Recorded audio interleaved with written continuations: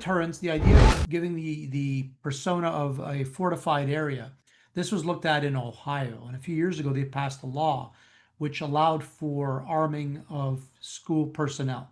Let's take a look at kind of what's happening there now. Thousands of Ohio school children return to the classroom. More of their teachers are walking the hallways armed. It's been 3 years since Ohio enacted a law allowing school staff to carry a gun to prevent a mass shooting inside of a school.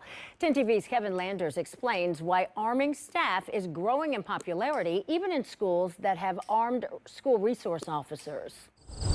Where soybean fields meet school buildings, select staff inside the Benjamin Logan Local School District are known as the Armed Response Team.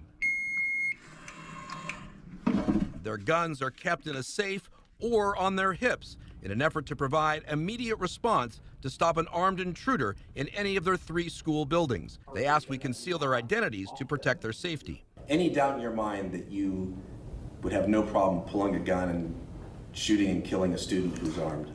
I think if someone's coming to do harm, we need to combat that harm, and I think it's our job and our responsibility to protect the students and staff. Benjamin Logan Local School District was one of the first in Ohio to create an armed response unit after the law allowed it.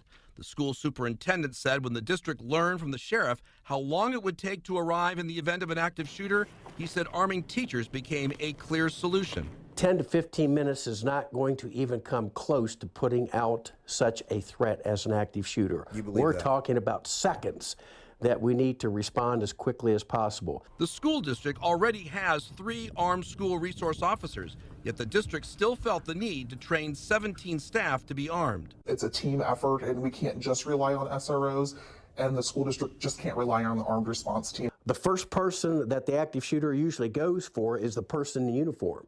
So you talk to the SROs and they feel a lot more comfortable having a backup. Ohio law allowing school personnel to be armed passed in 2022. Back then, only 22 school districts had armed school personnel. 3 years later, that number is now more than 90. Less than 15% of Ohio's 613 school districts have armed school staff.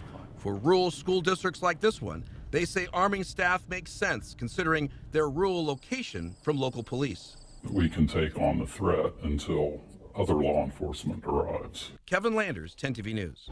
So the thought is you have a school, 3 buildings, 17 staff members that are armed, 3 school resource officers, 20 armed individuals protecting them.